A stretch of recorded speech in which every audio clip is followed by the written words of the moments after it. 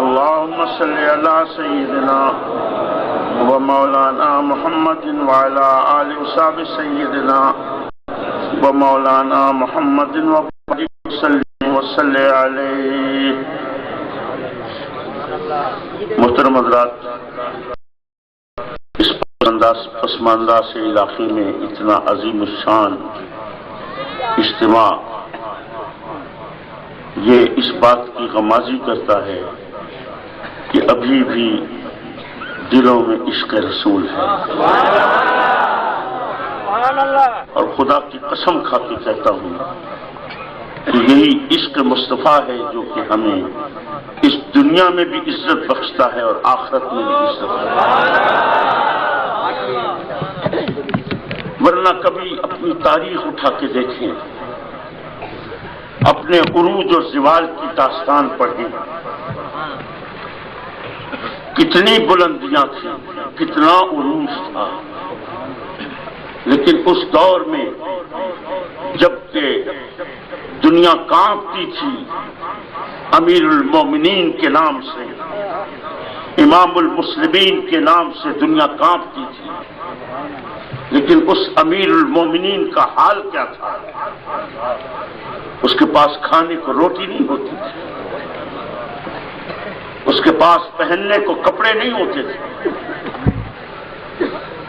آج سیدنا عمر رضی اللہ تعالیٰ عنہ مسجد میں تشریف لائے تو عمر نے نیا کرتا پہنا ہوا ہے۔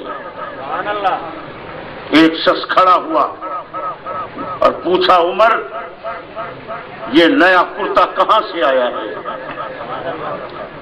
عمر نے ٹال مٹول سے کام نہیں لیا، جواب دیا، فرمایا بیت المال سے چادریں ملی تھی، اس چادر میں اپنا کرتا سلوایا ہے۔ اعتراض کرنے والے نے پھر اعتراض کیا، عمر چادریں تو ہمیں بھی ملی تھی، لیکن اس چادر میں اتنا لمبا کرتا نہیں سل سکتا۔ عمر نے پھر جواب دیا، فرمایا ایک چادر مجھے ملی تھی، ایک میرے بیٹے کو ملی تھی، میرے بیٹے نے بھی مجھے وہ دے دی، دونوں کو ملا کے اپنا کرتا سلوایا ہے۔ عزیزان محترم، ذرا پڑھیے، اپنے داستان علم کو پڑھیں۔ امیر المومنین ہے، امام المسلمین ہے، لیکن پہننے کے لیے کپڑے نہیں ہیں۔ اس کے رعب اور دبدبے کا عالم یہ ہے کہ دنیا کانپ رہی ہے، قیصر و کسریٰ لرز رہے ہیں، اقوام عالم ہاتھ جوڑ کے بیٹھے ہوئے ہیں اور پوچھتے ہیں امیر المومنین ہمارے مقدر کا کیا فیصلہ کیا ہے؟ جس امیر المومنین کے پاس بیٹھنے کے لیے تخت شاہی نہیں ہے، وہ کہاں بیٹھتا ہے؟ وہ ٹوٹی ہوئی چٹائیوں کے اوپر بیٹھتا ہے۔ اس کے پاس پہننے کے لیے کپڑے نہیں ہیں، کھانے کے لیے روٹی نہیں ہے۔ خدا کے لیے مجھے بتاؤ، عمر کے پاس کون سی چیز تھی؟ دنیا کیوں کانپ رہی ہے؟ یہ قیصر و کسریٰ کیوں لرزب اندام ہے؟ عمر کے پاس کیا کوئی ایٹم بم تھا؟ کوئی ہائیڈروجن بم تھا؟ کوئی راکٹ تھے؟ کوئی میزائل تھے؟ کوئی توپ خانہ تھا؟ کیا چیز تھی عمر کے پاس؟ تو بتاؤں کیا چیز تھی عمر کے پاس؟ امیر المومنین ہے، وقت کا بادشاہ ہے، شہنشاہ ہے۔ یہ اتنا بڑا شہنشاہ ہے کہ جس کی مملکت روم سے لے کے ایران تک پھیلی ہوئی ہے۔ آج امیر المومنین کے بچے کھیلنے کے لیے چلے گئے، آگے واسطہ پڑا حسنین کریمین سے، بچے آپس میں کھیل میں مشغول ہوئے، کسی بات پہ چپکلش ہوئی اور حسنین کریمین نے جوش میں آ کے امیر المومنین کے بیٹے کو مخاطب کر کے کہا، ہمارے غلام کا بیٹا ہو کے تو ہمارے آگے زبان درازی کرتا ہے۔ امیر المومنین کا بیٹا واپس پلٹا اور جا کے اپنے باپ کو کہا، امیر المومنین حسنین کریمین کہتے ہیں تو ہمارے غلام کا بیٹا ہے۔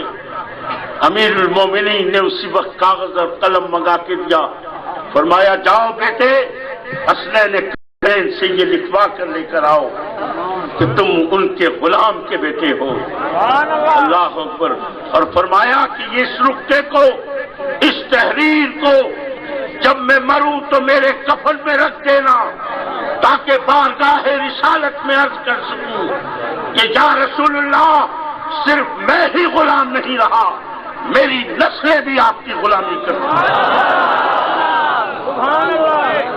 عزیزان محترم، یہ وہ غلامی رسول کا ثمر تھا کہ جس سے دنیا کانپ رہی ہے، عالم اسلام بلندیوں کے اوپر ہے، عروج پر ہے، ترقیوں کے اوپر ہے۔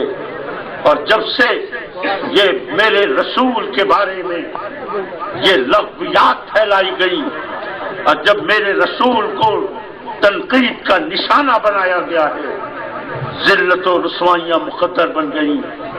چلو خدا کے لیے چلو، تمہاری منزل گنبد خضرا ہے، تمہارا مرکز نگاہ محمد رسول اللہ ہے۔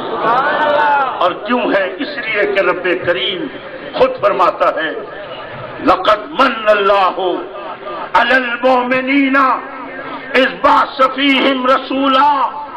اے ایمان والو، اللہ کا کتنا بڑا احسان ہے، کتنا بڑا احسان ہے کہ اللہ نے تمہیں اتنا عظیم رسول عطا کر دیا۔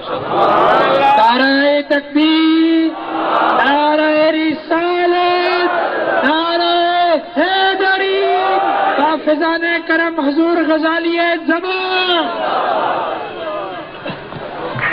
عزیزان محترم، ذرا قرآن کا مطالعہ کریں۔ اللہ تبارک و تعالیٰ نے اپنی نعمتوں کے ذکر میں پوری ایک سورت نازل فرمائی، پوری ایک سورت نازل فرمائی، اور بار بار ایک جملہ بولا، فَبِأَيِّ آلَاءِ رَبِّكُمَا تُكَذِّبَانِ، فَبِأَيِّ آلَاءِ رَبِّكُمَا تُكَذِّبَانِ۔ اپنے رب کی کون کون سی نعمتوں کو جھٹلاؤ گی؟ اتنی عظیم نعمتیں کہ جن کے ذکر میں پوری ایک سورت نازل ہوئی، لیکن رب کریم نے کسی نعمت پر بھی احسان نہیں جتایا۔ احسان کس نعمت پر جتایا؟ اپنے محبوب کے عطا کرنے پر۔ وجہ کیا ہے؟ بتانا صرف یہ مقصود تھا کہ کائنات کی ساری نعمتیں بھی اگر مل جائیں تو میرے محبوب جیسی نعمت کا نعم البدل نہیں ہو سکتا۔ میرا محبوب سب سے بڑھ کر ہے، اور کیوں بڑھ کر ہے؟ اس لیے کہ محبوب جس مقصد کے لیے عطا کیا گیا ہے۔ آج دنیا ہمیں میلاد کی محفلوں سے روکتی ہے، میلاد کی محفلوں کے اوپر فتوے لگتے ہیں، بدعت کے، شرک کے، حرام کے۔ اللہ اکبر، کہا جاتا ہے یہ کیا میلاد ہوتا ہے؟ سیرت کے جلسے کرو، سیرت کے جلسے کرو۔ میں پوچھتا ہوں، علماء کرام موجود ہیں یہاں پر، حضرت مولانا صدیق صاحب جیسے دیگر علماء کرام میرے سامنے جلوہ افروز ہیں، میں ان سے پوچھتا ہوں خدا کے لیے بتاؤ، نبی کے آنے کا اصل مقصد کیا سیرت کا درس دینا ہے، یا نبی کا اصل مقصد اللہ کی معرفت عطا کرانا؟ مقصد ہے نبی کے آنے کا، نبی کے آنے کا اصل مقصد کیا ہے؟ کیا سیرت کا درس دینا ہے یا اللہ کی معرفت عطا کرانا ہے؟ تو عزیزان محترم، یاد رکھیے، نبی کے آنے کا اصل مقصد سیرت کا درس دینا نہیں ہے، نبی کے آنے کا اصل مقصد اللہ کی معرفت عطا کرانا۔ کیونکہ سیرت کے درس کے لیے آپ اپنے اندر کو کھنگالیں، اپنے آپ کو ٹٹولیں، اپنے خمیر کو دیکھیں، اپنے ضمیر کی آواز سنیں، آپ کو سب کچھ سیرت کا درس ملے گا۔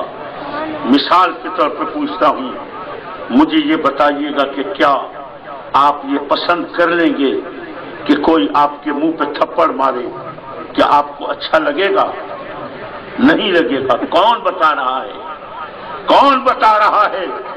یہ تیرا اپنا اندر کا من بول رہا ہے کہ کہ تجھے وہ اچھا نہیں لگ رہا، اب ذرا سوچ، اپنے ضمیر کی آواز کو سن، جو چیز تجھے خود اچھی نہیں لگ رہی، جو تھپڑ تجھے اپنے منہ پر پسند نہیں ہے، وہی تھپڑ تو دوسرے کے منہ پہ کیوں مارتا ہے؟ کیا تو یہ پسند کر لے گا کہ کوئی تجھے گالی دے؟ اگر تو خود پسند نہیں کرتا تو بتا پھر تو دوسرے کو گالی کیوں دیتا ہے؟ اور ایسا ہی ایک واقعہ میرے نبی کے دور میں بھی پیش آیا، جب ایک صحابی حضور کی بارگاہ میں تشریف لائے اور آ کے ایک بڑا عجیب و غریب سوال کر دیا اور عرض کی، یا رسول اللہ مجھے زنا کی اجازت دے دیں، زنا کی اجازت دے دیں۔ میرے نبی نے یہ نہیں فرمایا زنا کو اللہ نے حرام کہا ہے، قرآن نے حرام کہا ہے، میں حرام کہہ رہا ہوں، یہ نہیں فرمایا، بلکہ میرے نبی نے اس کے من کی طرف نشاندہی کی۔ فرمایا کیا تو یہ پسند کر لے گا کہ کوئی تیری ماں، بہن یا بیٹی سے زنا کرے؟ کیا تجھے اچھا لگے گا؟ عرض کی نہیں یا رسول اللہ۔ فرمایا جس چیز کو تیرا اپنا من پسند نہیں کرتا ہے، تیری اپنی ضمیر پسند نہیں کرتا۔ اللہ اللہ، میرے نبی نے فرمایا کیا تو یہ پسند کر لے گا کہ کوئی تیری ماں، بہن یا بیٹی سے زنا کرے؟ کیا تو پسند کرے گا؟ عرض کی نہیں یا رسول اللہ۔ فرمایا جس چیز کو تیرا اپنا من پسند نہیں کرتا ہے اس سے کیا پوچھتا ہے؟ کیا سب سے پہلے اپنے آپ سے تو سوال کر۔ عزیزان محترم، یہ تیرا ضمیر درس دینے کے لیے، سیرت کا درس دینے کے لیے، اسی لیے رب کریم واضح طور پر فرماتا ہے وَفِي أَنفُسِكُمْ أَفَلَا تُبْصِرُونَ، ہم نے ساری کائنات سمیٹ کے تیرے اندر رکھی ہے۔ اپنے آپ سے پوچھ، اپنے من سے پوچھ، یہ سیرت کا درس تو تیرا خمیر دے دے گا، تیرا ضمیر دے دے گا۔ اب میں پوچھتا ہوں آپ سے، مجھے یہ بتائیے گا کہ کیا چوری کرنا اچھی بات ہے یا بری بات ہے؟ سب کو پتا ہے۔ قتل کرنا اچھی بات ہے بری بات ہے؟ زنا کرنا اچھی بات ہے بری بات ہے؟ سب کو پتا ہے۔ پھر چوری کیوں کرتے ہیں؟ پھر ڈاکہ کیوں ڈالتے ہیں؟ پھر یہ برائیوں کی طرف کیوں راغب ہوتے ہیں؟ جبکہ سب جانتے ہیں کہ یہ بری بات ہے، پھر کیوں جا رہے ہیں؟ وجہ کیا ہے؟ وجہ سب سے بڑی یہ ہے کہ ہمیں سیرت کے جلسوں میں اٹھائے رکھا، ہمیں میلاد کے جلسوں میں آنے نہیں دیا گیا۔ ارے میلاد کے جلسے میں آتا، نبی کی دامن میں پناہ لیتا تو تجھے نبی اللہ کی معرفت عطا کراتا، اور جب رب کی تجھے معرفت مل جاتی، نتیجہ یہ ہوتا کہ برائیوں سے خود بخود بچتا۔ نعرہ تکبیر، نعرہ رسالت، نعرہ حیدری، وفضان کرم حضور غزالی زمان۔ اب اس کے لیے میں آپ کو ایک مثال دے دوں۔ اللہ اکبر، اللہ اکبر، یہ کتنی عظیم عبادتیں ہیں، نماز، حج، روزہ، زکوٰۃ، کتنی عظیم عبادتیں ہیں۔ اور ان تمام عبادتوں میں، تمام جتنی بھی عبادتیں ہیں، اس میں سب سے افضل عبادت کون سی ہے؟ نماز۔ سب سے افضل عبادت نماز۔ لیکن ذرا سوچئے گا کہ اللہ تبارک و تعالیٰ نے جو لفظ روزے کے لیے استعمال کیے، روزے کے لیے، اور کیا روزے کے لیے کون سی حدیث قدسی ہے؟ آپ سب حضرات نے سنی ہوگی۔ اللہ تعالیٰ فرماتا ہے الصوم لی، الصوم لی، روزہ میرے لیے ہے، روزہ میرے لیے ہے، اور اس کی جزا بھی رب کریم خود دے گا۔ ایمان سے بتائیے گا، نماز کس کے لیے پڑھتے ہیں؟ اللہ کے۔ روزہ کس کے لیے؟ وہ حج کس کے لیے کرتے ہیں؟ اللہ کے۔ یہ علماء کرام موجود ہیں، ان کی موجودگی میں میں بڑی گارنٹی سے یہ بات کہہ رہا ہوں کہ کہیں نماز کے لیے اس قسم کے الفاظ آئے کہ اللہ نے فرمایا ہو لی نماز میرے لیے. کہیں فرمایا ہے الحج لی، حج میرے لیے ہے. اتنی عظیم عبادتیں، لیکن رب کریم نے کہیں نہیں فرمایا. فرمایا تو کس عبادت کے لیے؟ الصوم لی، روزہ میرے لیے. وجہ کیا ہے؟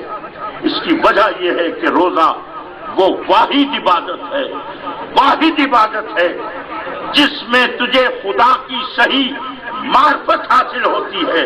اور جب خدا کی صحیح معرفت مل جاتی ہے تو نتیجہ یہ ہوتا ہے کہ تو گناہوں سے بچتا ہے. وہ کس طریقے سے؟ مجھے یہ بتائیے گا کہ اگر شدید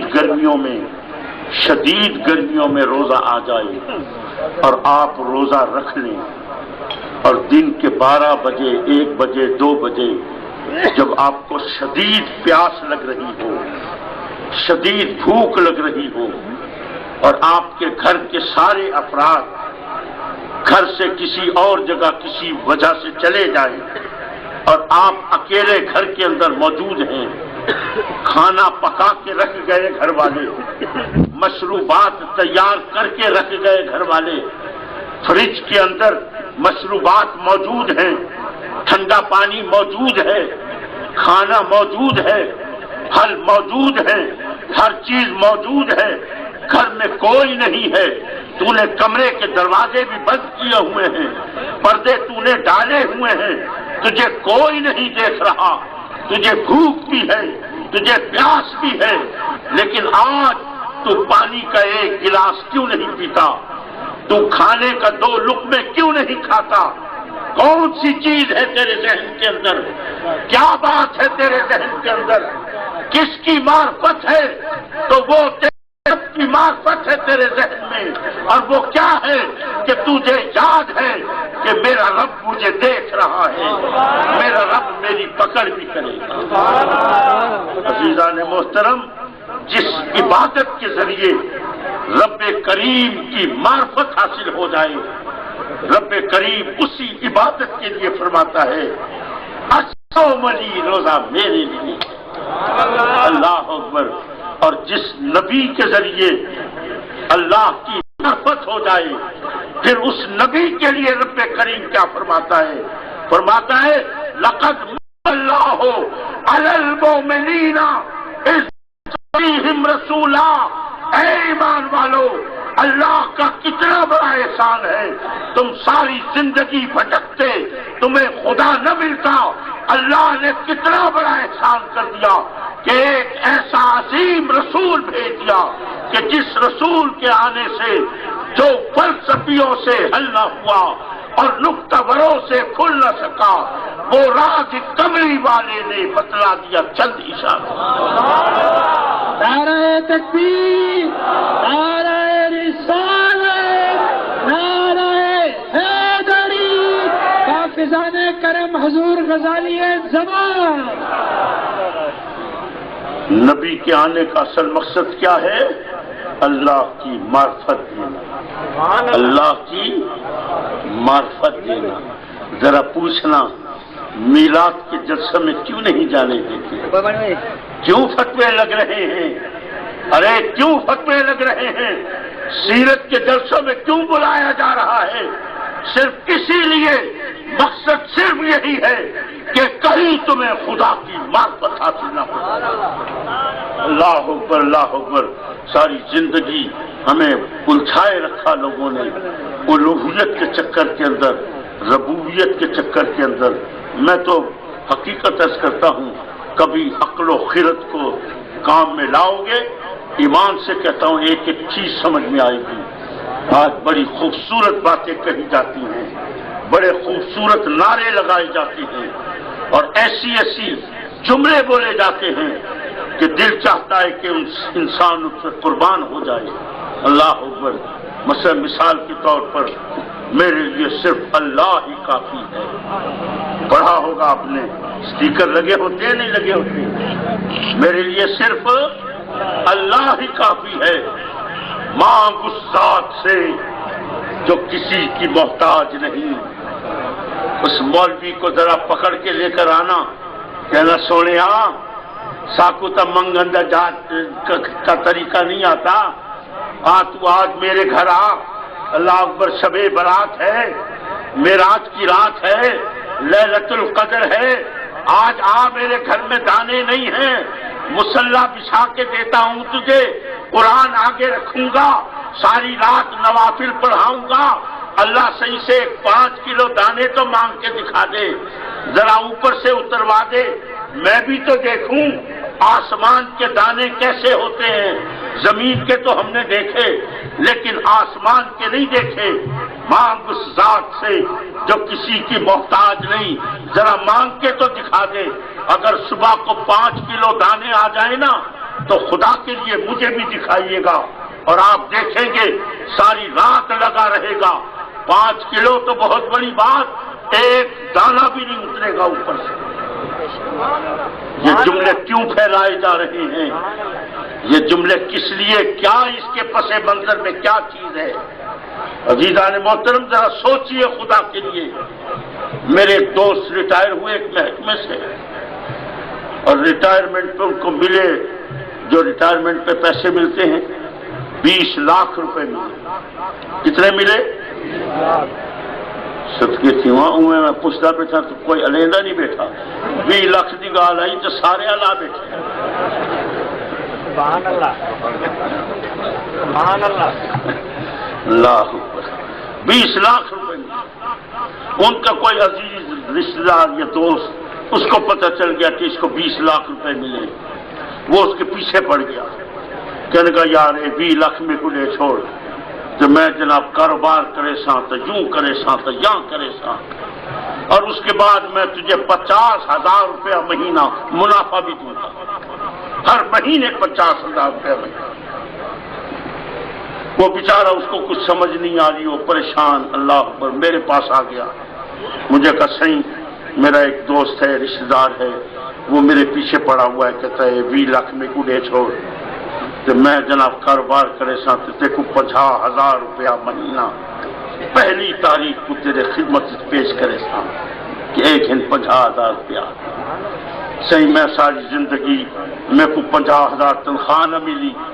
اللہ اکبر. اب یہ 20 لاکھ سے اگر 50,000 مل جائیں میرا تو بڑا فائدہ ہو جائے گا. صحیح مجھے مشورہ دے میں کیا کروں. میں نے کہا بھائی بات سن، جو وہ جملہ کہہ رہا ہے نا، جو جملہ ادا کر رہا ہے وہ کیا ہے کہ میں 50,000 روپیہ مہینہ تجھے منافع دوں گا. یہ جملہ تو بہت پیارا ہے، بہت خوبصورت ہے، اس پہ تو دل قربان ہو رہا ہے، لیکن اس کے پیچھے کیا ہے یہ مجھے نہیں پتا. تیرے 20 ملتے ہیں یا 50 ہی نہیں ملتے یہ میرے کو نہیں پتا، لیکن جملہ بہرحال بہت حسین ہے، جملہ بہت خوبصورت ہے. ارے جملے حسین بولتے ہو، اندر بغض رسول ہے. خدا کی قسم کھا کے کہتا ہوں جملے حسین ہیں، اندر بغض رسول ہے. مجھے بتا یہ جملہ میرے لیے صرف اللہ ہی کافی ہے. یہ جملہ کہاں سے آیا ہے؟ کیا ابو بکر نے بولا یہ جواب دیا تھا، یا ابو بکر نے یہ کہا تھا کہ یا رسول اللہ میرے لیے اللہ اور اس کا رسول ہی کافی ہے؟ نعرہ تکبیر، نعرہ رسالت، نعرہ حیدری، حافظان کرم حضور غزالی زمان. عزیزان محترم، یہ ڈالروں اور پاؤنڈوں کو چھپانے کے لیے کہ کہیں پتہ نہ چل جائے کہ کہاں سے آئے، کس یہودی نے دیے، کس نصرانی نے دیے، جملے پھیلا دیے. مانگ اس ذات سے جو کسی کی محتاج نہیں. ایسے ہی یہ ڈالر کتوں آئے، ایسے ہی اللہ صحیح بھیجے ہیں. یہ پاؤنڈ کہاں سے آئے ہیں، ایسے ہی اللہ صحیح دیتے ہیں. اللہ اکبر، اللہ اکبر. اپنی کمینگیوں کے اوپر پردے ڈالنے کے لیے حسین جملوں کا سہارا لیا گیا. عزیزان محترم، خدا کے لیے سوچئے. میں حج پر گیا تھا، میرے بچے میرے ساتھ تھے، میری پورے گھر کے افراد تھے. میری سب سے چھوٹی بیٹی، اللہ تبارک و تعالیٰ نے اس کو بڑا علم سے نوازا ہے، بڑی سوچ سے نوازا ہے، وہ بھی میرے ساتھ تھی. اور میں اس کی طرف سے تھوڑا سا خائف تھا کہ کہیں یہ کسی سے پنگا نہ لے بیٹھے، کیونکہ وہاں کے طور طریقے اسی قسم کے ہیں۔ اللہ اکبر۔ تو میں نے اس بچی کو بہت سمجھایا تھا، بیٹا یہاں بہت ساری باتیں ایسی ہوں گی جو آپ کو اچھی نہیں لگے گی، تو کہیں آپ کسی سے بحث مباحثے میں نہ پڑ جانا، کوئی پنگا بازی نہ لے لینا، ورنہ ہمارے لیے بہت مشکل بن جائے گی، اپنا ملک ہے نہیں۔ تو میں نے اس کو بہت سمجھایا تھا۔ اب پہلا دن ہے مدینے کی حاضری کا، حضور کی بارگاہ کی حاضری کا پہلا دن ہے۔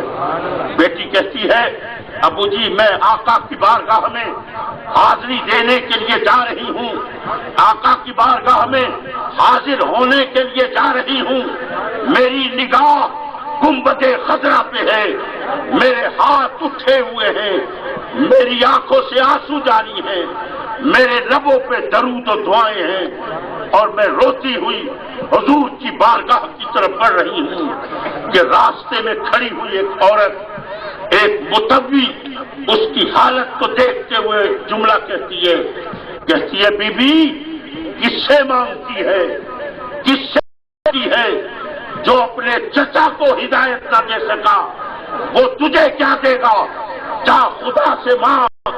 کہتی ہے ابو جی جب پہلی دفعہ اس نے یہ جملہ بولا میں برداشت کر گئی، آپ کا حکم تھا، لیکن جب اس نے پھر دوبارہ یہی جملہ اپنی حالت کو دیکھتے ہوئے پھر یہی کہا کہ بی بی کس سے مانگتی ہے، جو اپنے چچا کو ہدایت نہ دے سکا وہ تجھے کیا دے گا، جا خدا سے مانگ۔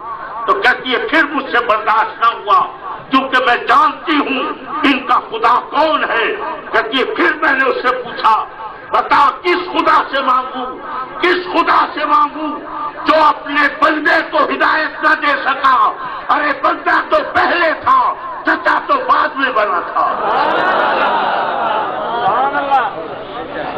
میران محترم خدا کے لیے سوچیے گا آج ہمیں کیوں رسول کی بارگاہ سے کیوں دور کیا جا رہا ہے، یہ ہماری محفلوں پہ کیوں فتوے لگ رہے ہیں، صرف اس لیے کہ کہیں ایسا نہ ہو کہ تمہیں خدا کی صحیح معرفت نہ مل جائے۔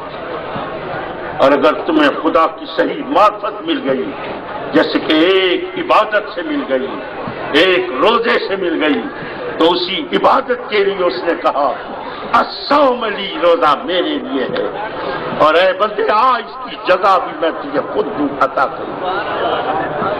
اللہ اکبر، اللہ اکبر۔ عزیزان محترم وقت مجھے بھی احساس ہے، محفل ناز ہے، ایک چیز کی طرف نشاندہی کرتے ہوئے میں آپ سے اجازت چاہوں گا، آپ سے ایک سوال کرتا ہوں، مجھے اس کا جواب ضرور دیجیے گا۔ مجھے یہ بتائیے کہ جس نے بھی کلمہ پڑھا، جس نے بھی کلمہ پڑھا لا الہ الا اللہ محمد رسول اللہ، آپ کیا سمجھتے ہیں وہ مسلمان ہے یا نہیں ہے؟ وہ مسلمان ہے، اس کی بخشش ہوگی یا نہیں ہوگی؟ ہوگی۔ جس نے بھی کلمہ پڑھا لا الہ الا اللہ محمد رسول اللہ، آپ کے نزدیک وہ مسلمان ہے، اس کی بخشش ہوگی۔ میں علماء کرام موجود ہیں، میں ان سے پوچھتا ہوں حضور ذرا بتائیے گا یہ قادیانی اور مرزائی کون سا کلمہ پڑھتے ہیں؟ یہی کلمہ لا الہ الا اللہ محمد رسول اللہ، یہی کلمہ پڑھتے ہیں۔ کیا مسلمان ہیں قادیانی؟ کیا ان کی بخشش ہوگی؟ پھر تم نے کیسے کہا کہ جس نے بھی کلمہ پڑھا وہ مسلمان ہے؟ ارے یاد رکھنا، ہر کلمہ گو مسلمان نہیں ہے، ہر کلمہ گو مسلمان نہیں ہے، مسلمان وہ ہے کہ جس کے سینے میں عشق رسول ہے۔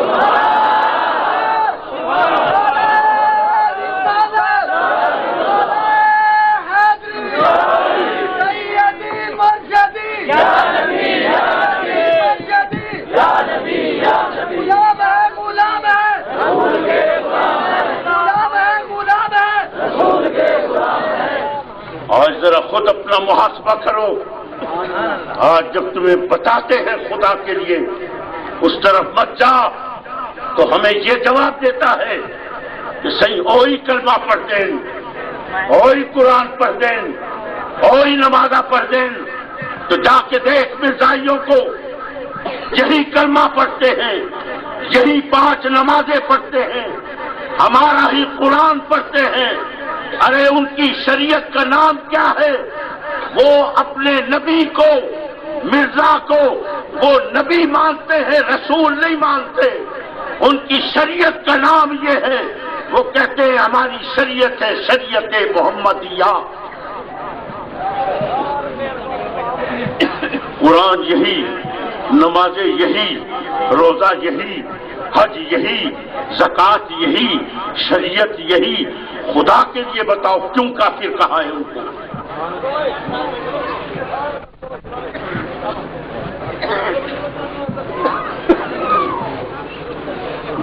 سبحان اللہ۔ سیدی مرشدی سیدی مرشدی غلام ہے غلام ہے غلامی رسول میں جوہان عشق مصطفیٰ، نعرے تکبیر۔ اللہ ذرا سوچیے اللہ کے واسطے، قادیانیوں کا ایک چینل آتا ہے، کیونکہ آپ کے یہاں پر میرا خیال ہے کہ کیبل نہیں چلتی ہے، آپ کے یہاں ڈشیں تو چلتی ہوں گی، ذرا ڈش کے اوپر ایک چینل آتا ہے قادیانیوں کا، اس چینل کا نام ہے مسلم ٹی وی، MTV کے نام سے آتا ہے۔ ذرا وہ کبھی MTV مسلم ٹی وی ذرا لگا کے دیکھنا، کبھی ان کی محفل قرات کو سننا۔ تمہارا قاری کیا تلاوت کرے گا جو ان کا قاری تلاوت کرتا ہے؟ کبھی ان کی محفل نعت دیکھنا، تمہارا نعت خان کیا حضور کی نعت پڑھے گا جو ان کا نعت خان حضور کی نعت پڑھتا ہے۔ عزیزان محترم ذرا سوچیے، عقل سے سوچیے، ان قادیانیوں کو، مرزائیوں کو کافر کس بنیاد پر قرار دیا گیا تھا؟ وہ کون سی چیز تھی جس کی وجہ سے ان کو کافر قرار دیا گیا؟ تو آپ کو پتہ چلے گا وہ صرف ایک بات تھی، ہمارے نبی کے انہوں نے صرف ایک نام کا انکار کیا، اور کون سا نام ہے وہ؟ خاتم النبیین۔ خاتم النبیین، حضور کو خاتم النبیین نہیں مانتے، حضور کو خاتم النبیین نہیں مانتے۔ عزیزان محترم، یہ علماء کرام موجود ہیں، صحیح یہ بتائیں کہ یہ ختم نبوت کے جو دفتر ہیں، ختم نبوت کے دفتر، اور سونا بریلویاں دے کول ہیں یا وہابی دیوبندیاں دے کول ہیں؟ جی سارے دیوبندیوں کے پاس ہے یہ ختم نبوت کے سارے دفتر، دیوبندیوں کے پاس کیوں ہیں؟ کہ آپ کو اپنے نبی سے پیار نہیں ہے؟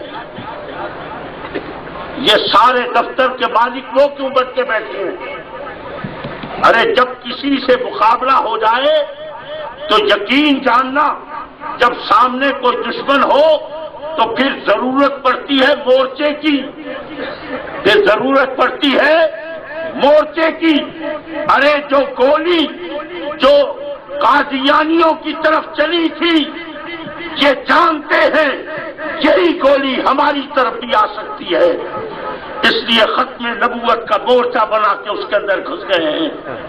نکلو اس مورچے سے باہر، پھر ہم تمہیں بتائیں گے کہ تم میں اور قادیانیوں میں کوئی فرق نہیں ہے۔ خدا کی قسم، جس طرح قادیانی کافر ہے، اسی طرح میرے نبی کے جو بھی ختم نبوت کا انکار کرے گا وہ بھی کافر ہے۔ نعرہ تکبیر، نعرہ تکبیر، نعرہ رسالت، نعرہ حیدری، حافظان کرم حضور غزالی زمان۔ صحیح، پہلے تو ہم حکومت میں نہیں تھے نا، اب تو پھر وزیر ماشاء اللہ، ٹھیک ہے، اب تو بھائی وزیر ہیں نا۔ احمد پور شرقیہ میں جلسہ تھا، حامد صحیح کو بھی بلایا ہوا تھا، میں بھی بلایا، مدعو تھا، اللہ میں پہلے پہنچ گیا، اب وہاں پولیس لگی کھڑی ہے، S P D S P police والے سب پوری گارڈ لگی کھڑی۔ ہم اس سے ابھی آئے نہیں تھے، ہم اپنی گاڑی میں پہلے پہنچے تو وہ ڈی ایس پی صاحب آ گئے، ہٹاؤ گاڑی ہٹاؤ گاڑی ہٹاؤ گاڑی۔ میں نے کہا بھائی کیا ہو گیا کیا ہو گیا؟ میں نے کہا جی وہ وزیر صاحب آ رہے ہیں وزیر صاحب۔ میں نے کہا بھائی وزیر صاحب آ رہے ہیں تو ہم بھی فقیر صاحب تو آئے کھڑے ہیں نا، ہم بھی تو فقیر صاحب آئے کھڑے ہیں۔ میں نے کہا جی مجھے کچھ نہیں پتا، بس آپ گاڑی ہٹاؤ وزیر صاحب آ رہے ہیں۔ ابھی یہ بات ہو ہی رہی تھی جب پیچھے سے وہ ٹیں ٹاں ٹوں شروع اور حامد سنگھ کی گاڑی آ گئی۔ اب وہ حامد سنگھ کی گاڑی آئی آگے تو ہم پھنسے کھڑے تھے، انہوں نے گڈی روک گئی، انہوں نے پوچھا بھائی کیا مسئلہ کیا ہے؟ ان کا صحیح بڑے بھیرا جی پیشی لگی کھڑی ہے۔ اب ڈی ایس پی مجھ سے جھگڑ رہا ہے، گاڑی ہٹاؤ گی۔ میں نے کہا بھائی ڈی ایس پی صاحب سن لے، یہ فقیر جو ہے نا، یہ فقیر یہ وزیر سے بڑا ہے۔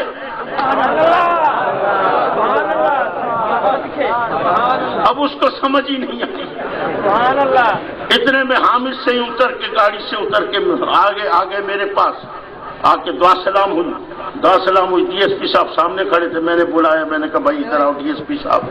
وہ آ گئے، میں نے کہا پوچھو وزیر صاحب سے وزیر بڑا ہے یا فقیر بڑا ہے؟ تو بابا ہم تو فقیر سے آدمی باہر آ، اب حکومت میں آ گئے، ساری چیزیں ہمارے سامنے آ گئی، ساری باتیں ہمارے سامنے آ گئی۔ ذرا 1973 کے قومی اسمبلی کی پوری کارروائی نکلواؤ، ذرا پڑھو 1973 کے قومی اسمبلی کی کارروائی، جس کے اندر ان مرزائیوں کو ذوالفقار علی بھٹو کے دور میں جب کافر قرار دیا گیا تھا، اس کارروائی کو پڑھو، پتہ چلے گا کہ کیسے ان کو کافر قرار دیا گیا تھا۔ جب مرزا طاہر سے سوال ہوا تھا کہ بتاؤ اپنے مسلک کے بارے میں بتاؤ، اپنے عقیدے کے بارے میں بتاؤ، تو مرزا طاہر نے کیا چیز پیش کی تھی؟ کون سی کتاب پیش کی تھی اپنے مسلک کے بیان کے سلسلے میں؟ تو یاد رکھنا، مرزا طاہر نے دیوبندیوں کے مولوی قاسم نانوتوی کی کتاب پیش کی تھی، اس کتاب کا نام ہے تحذیر الناس۔ تحذیر الناس کوئی سونا عربی کی کتاب نہیں ہے، کوئی فارسی کی کتاب نہیں ہے، یہ اردو کی کتاب ہے، ذرا لے کے پڑھنا۔ اس نے کہا تھا کہ صحیح اس میں جو عقیدہ لکھا ہے، اس میں جو عقیدہ لکھا ہے وہی عقیدہ ہمارا ہے۔ مفتی محمود صاحب نے کتاب اٹھائی، بغل میں دبائی اور یہ جا وہ جا تلاش کرتے رہے، بھائی کتاب کہاں گئی؟ پتہ چلا مفتی صاحب لے گئے، مجبور ہو کے اس سے کہا بھائی کتاب تو ہو گئی غائب، اب تو بتا تیرا عقیدہ کیا ہے؟ وہ چیختا رہا کہ اس کتاب کو تو پڑھ لو، کیونکہ اس کتاب میں کیا لکھا ہے؟ ان اللہ علی کل شیء قدیر کی تفسیر بیان کرتا ہے۔ مولوی قاسم نانوتوی اللہ پر ترجمہ بیان کرتا ہے، ان اللہ علی کل شیء قدیر، اللہ ہر چیز پر قادر ہے، اللہ ہر چیز پر قادر ہے۔ خدا کے لیے سوچنا، قرآن جو کہتا ہے یضل بہ کثیرا ویہدی بہ کثیرا، اس قرآن سے بہت سے لوگ گمراہ ہوں گے اور بہت سے لوگ ہدایت پائیں گے۔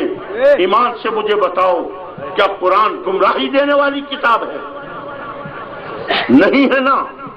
پھر کیا قرآن جھوٹ بول رہا ہے؟ قرآن بھی سچ کہہ رہا ہے نا؟ یعنی قرآن سے گمراہی ملے گی نا؟ قرآن سے گمراہی ملے گی۔ کیسے ملے گی؟ جب ترجمے غلط کرو گے تو پھر گمراہی ملے گی۔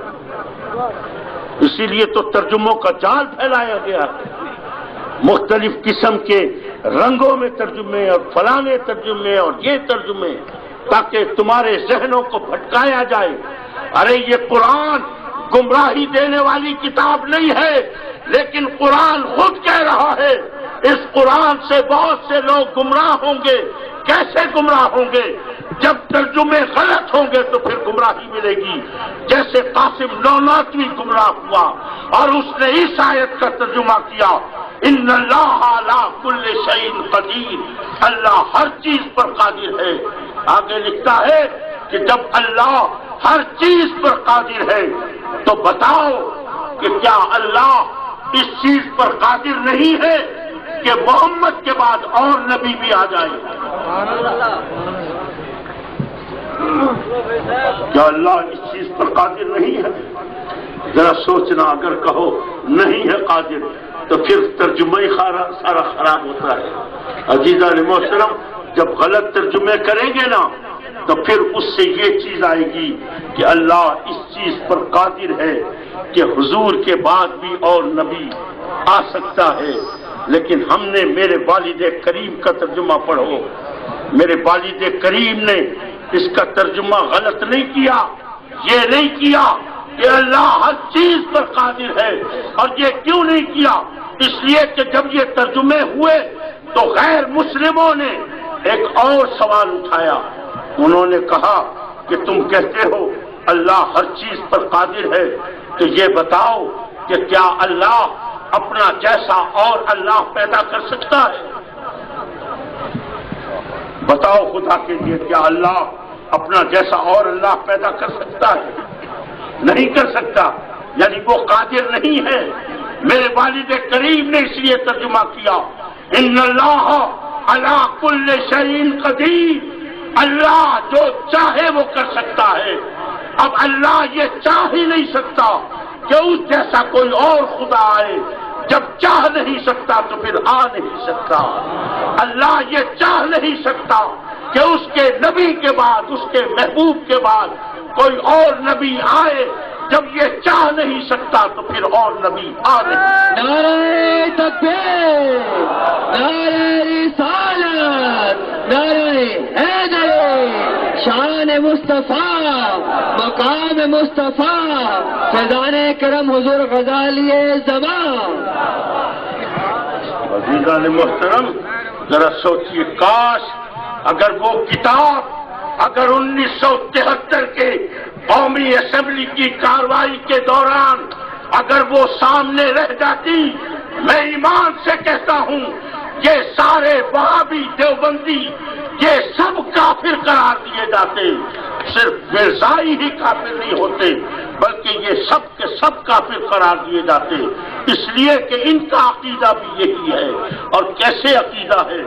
ختم نبوت، خاتم النبیین، آخری باتیں کر رہا ہوں۔ کیا مطلب ہے خاتم النبیین کا؟ جس پر نبوت ختم ہو جائے، جس پر نبوت ختم ہو جائے۔ ختم نبوت کا مسئلہ اس وقت تک سمجھ میں نہیں آئے گا جب تک کہ تمہیں ضرورت نبوت کا مسئلہ نہ آتا ہو، جب تک تمہیں ضرورت نبوت کا مسئلہ نہ آتا ہو۔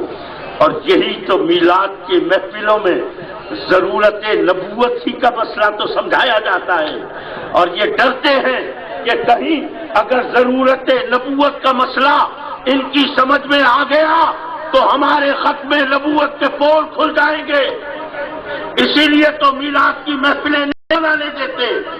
عزیزان محترم، اللہ اور اس کا رسول مثالوں سے پاک، مسئلہ سمجھانے کے لیے ایک مثال دیتا ہوں۔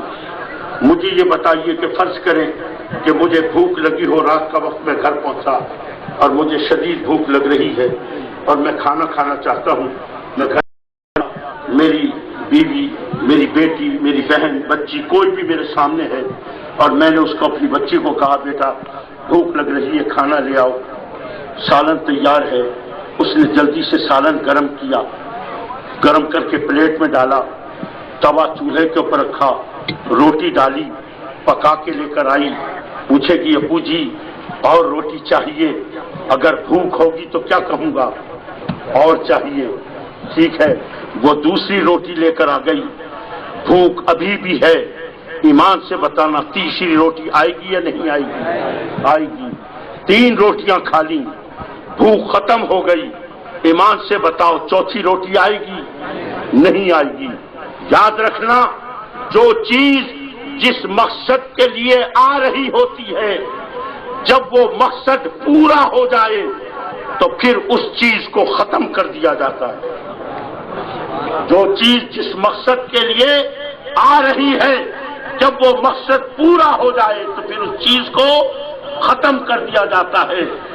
نبی کس لیے آ رہے ہیں؟ نبیوں کے آنے کا اصل مقصد کیا ہے؟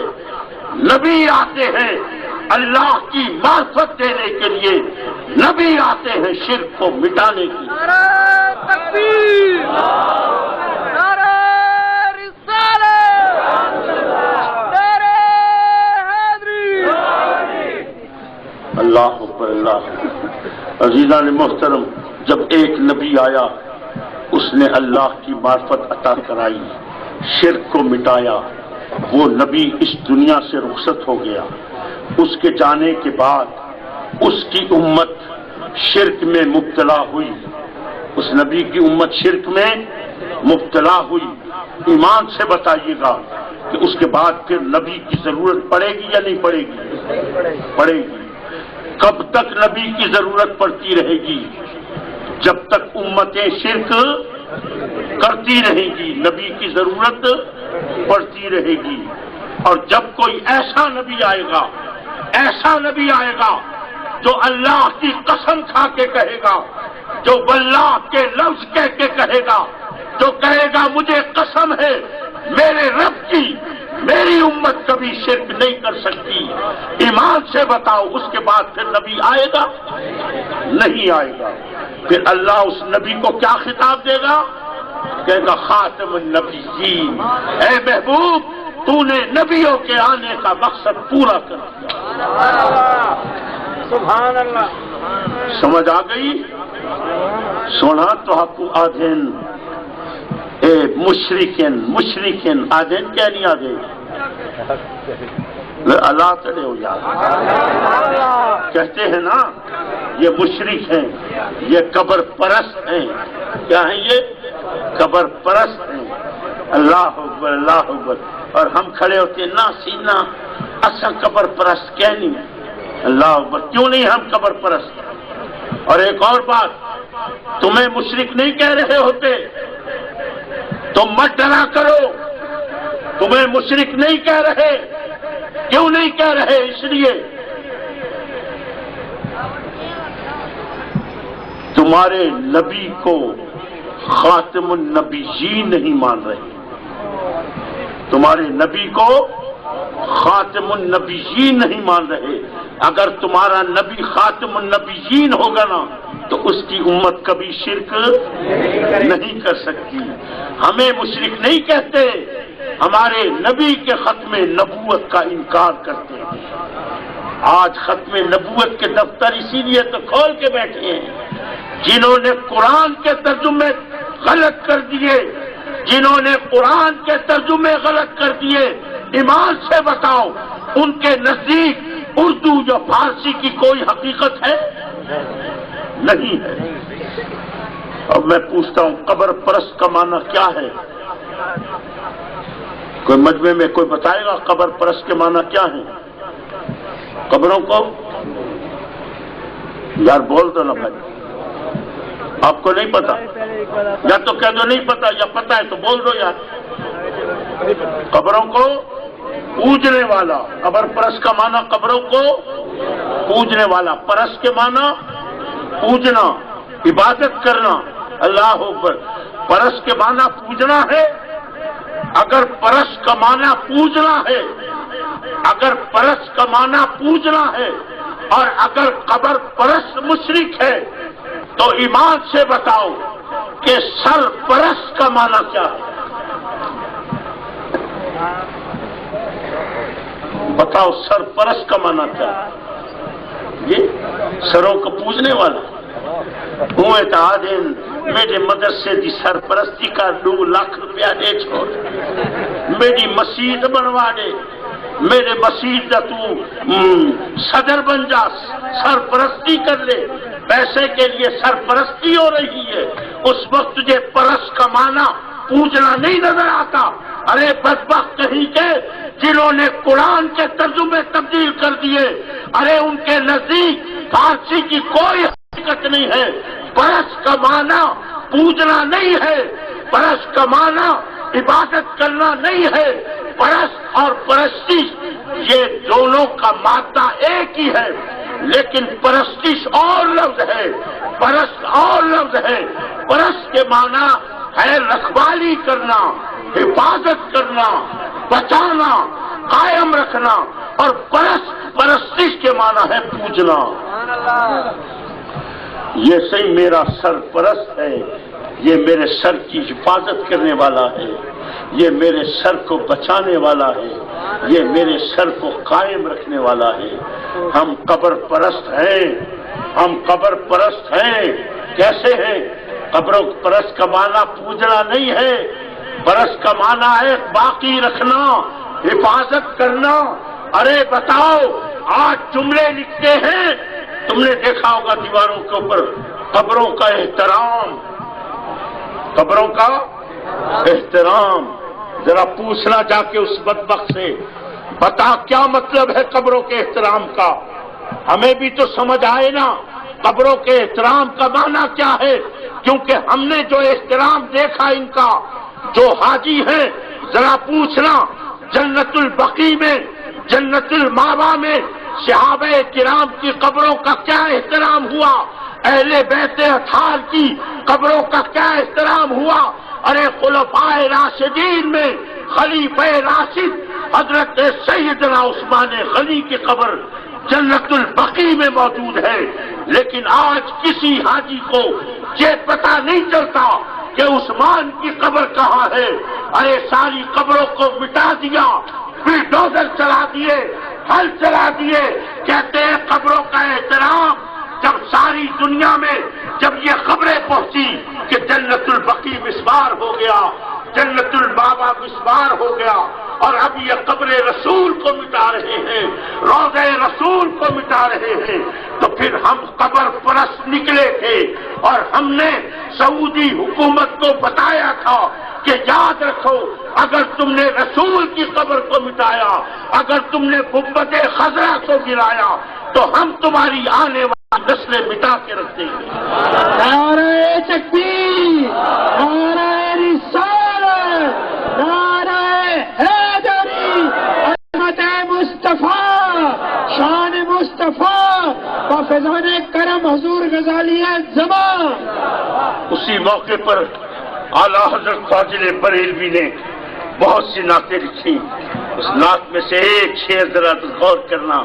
اعلیٰ حضرت فرماتے ہیں، تم پر آقا کی عنایت نہ سہی، اور تم پر میرے آقا کی عنایت نہ سہی، نجدیو کلمہ پڑھانے کا بھی احسان گیا کہ جس نے تمہیں کلمہ پڑھایا اسی کی قبر کو مٹا رہے ہو، اور تم پر میرے آقا کی عنایت نہ سہی، نجدیو کلمہ پڑھانے کا بھی احسان گیا۔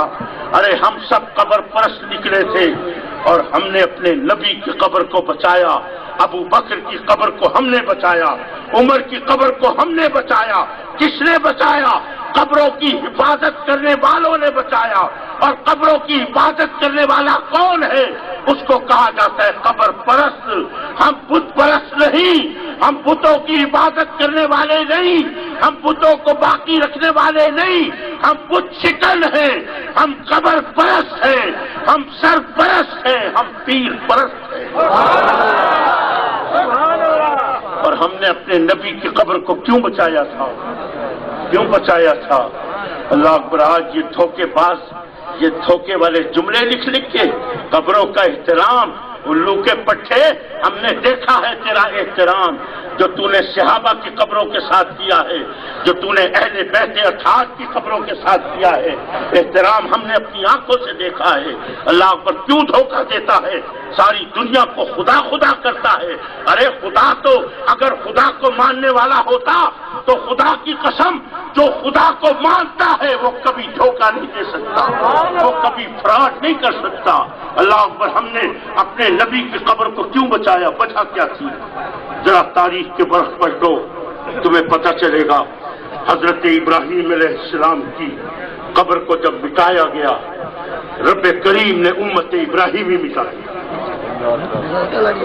حضرت موسیٰ علیہ السلام کی قبر مٹائی گئی، رب کریم نے موسیٰ کی امت مٹا دی۔ اے امت محمدیہ، آج تیرا وجود اس لیے ہے کہ تیرے نبی کی قبر موجود ہے، اور یہ نبی کی قبر کس کی وجہ سے موجود ہے؟ ہم قبر پرستوں کی وجہ سے موجود ہیں۔ نعرہ تکبیر، نعرہ رسالت، نعرہ حیدری، فیضان کرم حضور غزالی زمان۔ عزیزان محترم، یہ تو خدا کی قسم کھا کے کہتا ہوں، ہمارا ایک 5ویں کلاس کا بچہ بھی اگر علم والا ہو نا، ان کا بڑے سے بڑا مولوی نہیں ٹھہر سکتا ہمارے 5ویں کلاس کے بچے کی آگے۔ اللہ اکبر، خدا کے لیے عقل و خرد کی کیفیت میں آئیے، ایسے لوگوں سے بچیے۔ میرے بابا سنگھ سے ایک بندے نے سوال کیا تھا، اس نے کہا تھا سنگھ یہ بتائیے گا، میرے گھر کے سامنے اپنی مسجد ہے نہیں، اپنی مسجد نہیں ہے، دوسروں کی مسجد ہے، صحیح، میں کیا کروں؟ اس میں نماز پڑھ لیا کروں؟ اپنی مسجد نہیں ہے، دوسروں کی مسجد ہے۔ اللہ اکبر، میں تو اس کو مسجد بھی نہیں کہتا، میں تو اس کو مسجد بھی نہیں کہتا، اس لیے کہ میں قسم کھا کے کہتا ہوں، اس کو آپ کی عبادت خانہ تو کہہ دیں لیکن اس کو مسجد نہیں کہا جا سکتا۔ میرے بابا صحیح نے جواب دیا کہ فرض کر تجھے وضو کرنا ہے، وضو کرنا ہے، اور تیرے گھر کے سامنے صاف پانی کا نالا نہیں ہے، صاف پانی کا نالا نہیں ہے، کوئی نلکا بھی نہیں ہے، البتہ تیرے گھر کے سامنے گندے پانی کا نالا بہ رہا ہے، بتا کیا کرے گا؟ اس گندے پانی سے وضو ہو جائے گا؟ نہیں ہوگا۔ فرمایا اس کے لیے حکم تبدیل ہوگا۔ کیا ہوگا؟ اب اگر صاف پانی کا نالا نہیں ہے، گندے پانی کا نالا ہے، تو اس گندے پانی سے وضو نہیں کرے گا، اس کے لیے حکم تبدیل ہوگا کہ اب وہ وضو نہیں کرے گا، وہ تیمم کرے گا، اور تیمم کے ذریعے پڑھے جانے والی نماز کا وہی ثواب ملے گا جو وضو کے ساتھ پڑھے جانے والی نماز کا ملتا ہے۔ فرمایا اگر تیرے گھر کے سامنے اگر اپنی مسجد نہیں ہے تو تیرے لیے حکم تبدیل ہوگا، تو اب ان کے عبادت خانوں میں نہیں جائے گا بلکہ اپنے گھر میں نماز پڑھے گا، اور گھر میں پڑھی جانے والی نماز کا وہی ثواب ملے گا جو مسجد میں پڑھی جانے والی نماز کا ثواب ملتا ہے۔ نعرہ تکبیر، نعرہ رسالت، نعرہ حیدری، عظمت مصطفیٰ، شان مصطفیٰ، حافظان کرم حضور غزالی زمان۔ اللہ عزیزان محترم، یہ آج کل ہماری مسجدیں بڑی زد میں آئی ہیں، جو بھی اٹھتا ہے تبلیغی جماعت کا وہ ہماری مسجد میں گھسنے کی کوشش کرتا ہے۔ ارے ان بدبختوں کو خدا کی قسم کھا کے کہتا ہوں، ان کو نکالا باہر کیا کرو، اور ان کو کہہ دو ہماری مسجدیں تمہارے لیے نہیں ہیں، تم جاؤ اپنے عبادت خانوں کے اندر، تم جاؤ اپنے مندروں کے اندر، تم جاؤ اپنے کلیساؤں کے اندر، اس لیے کہ تمہارا خدا بھی ہمیں پتا ہے کہ تم کس خدا کو مانتے ہو۔ تم اس خدا کو مانتے ہو جو عرش پہ بیٹھا ہوا ہے، جس کا جسم ہے، جو اترتا ہے تو اس طرح اترتا ہے جیسے ابن تیمیہ اپنی کتاب الدر الکاملہ کے اندر اس سے جب سوال کیا گیا کہ اللہ عرش سے نزول کیسے کرتا ہے تو وہ اپنے ممبر سے اتر کے بتایا کہ ایسے نزول کرتا ہے۔ اللہ اکبر، آج انہوں نے خدا کے ہاتھ بھی بنا دیے، پاؤں بھی بنا دیے، اس کا جسم بھی بنا دیا، عرش پہ بٹھا دیا، کبھی کھڑا کریں گے، کبھی بٹھائیں گے، کبھی لٹائیں گے، پتہ نہیں خدا کے ساتھ کیا کریں گے۔ میں تیرے خدا کو نہیں مانتا، جا تو اپنے عبادت خانے میں، جا تو اپنے مندر میں، میری مسجد کے اندر گھسنے کی تجھے کوئی اجازت نہیں۔ اگر غیرت مند ہو تو خدا کے لیے میں آپ سے التجا کر کے جاتا ہوں ان کے نرغے میں مت آنا، یہ بڑے حسین خواب ہیں، یہ دور سے چمکنے والی ہر چیز سونا نہیں ہوا کرتی ہے۔ جب دا بال ہے نا جا پہ نا کہ گھر بات ہوں گھر بول بھی ہوا ہے یہ بال بھا بھائی بال ہے سب بول بھی پڑھا چلے آنے پڑھا چلے تو تبلیغ کے پڑھا چلے تو بولے چیز تبلیغ ہونے دا ماشاءاللہ ماشاءاللہ۔ نعرہ تکبیر، نعرہ رسالت، نعرہ حیدری۔ غریب کے بال کو پکڑ گیا وہ کو آخیا لے چھوڑ ہی کو عالم بنے سے ہی کو کاری بنے سے تے ہوں دے بعد ہی دے جسم دے اتے بم باندھ کے تے خودکش حملے کرے سے۔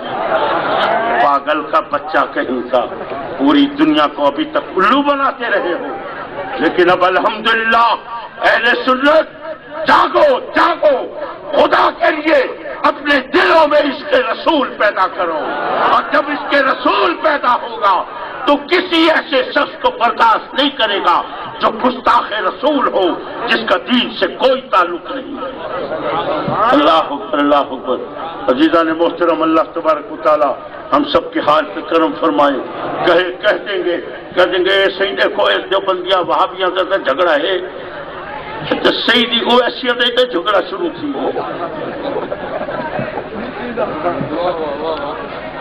سونا میں تو آپ کو سارے وہاں سیدی اویسی کا کوئی جھگڑا نہیں ہے، کوئی جھگڑا نہیں ہے۔ سلطان الاولیاء حضرت سلطان بالادین رحمۃ اللہ تعالی علیہ ہماری آنکھوں کے نور، دل کے سرور، ہمارے سروں کے تاج۔ نعرہ تکبیر، نعرہ رسالت، نعرہ حیدری، فیضان کرم حضور غزالی زمان، فیضان کرم حضور سلطان بالادین اویسی۔ خدا کی قسم غلط باتیں کر کے ان لوگوں ان چہروں کو پہچانو جو یہ شر پھیلا رہے ہیں۔ ارشد سید نے اپنی تقریر میں یہ کہا وہ کہا، میں بتاؤں ارشد سید نے کیا کہا؟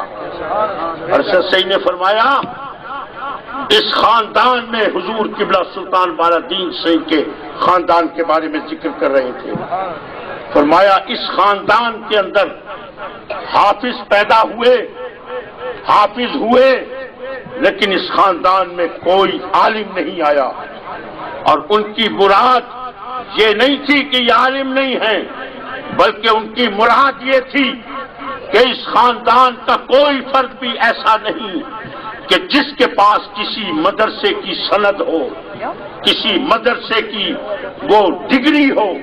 اللہ اکبر۔ وہ یہ بتانا چاہ رہے تھے یہ خاندان وہ ہے، یہ اولیاء اللہ کی بارگاہیں وہ ہیں جو بارگاہ نبوت سے فیض لے کر آتی ہیں، اور بارگاہ نبوت کیا ہے؟ بتا میرے نبی کے پاس کون سے کالج کی ڈگری تھی، بتاؤ میرے نبی کے پاس کون سے مدرسے کی ڈگری تھی۔ میرے نبی کا خطاب تو امی تھا، جبرائیل پڑھانے آیا تو فرمایا میں نہیں پڑھ سکتا۔ اللہ اکبر اللہ اکبر۔ ارے یہ وہ اولیاء کا وہ فیضان ہے، ان کے لیے ڈگریوں کی ضرورت نہیں ہے، ان کے لیے سندوں کی ضرورت نہیں ہے۔ خدا کی قسم ان کو تو رسول کی بارگاہ سے علم ملتا۔ نعرہ تکبیر، نعرہ رسالت، نعرہ حیدری، فیضان کرم حضور خواجہ سلطان بالادین اویسی، فیضان کرم حضور غزالی زمان۔ غلط باتیں پھیلا کر تفرقہ ڈالنا، سیدی ہو یا اویسی ہو، خدا کی قسم کوئی فرق نہیں ہے۔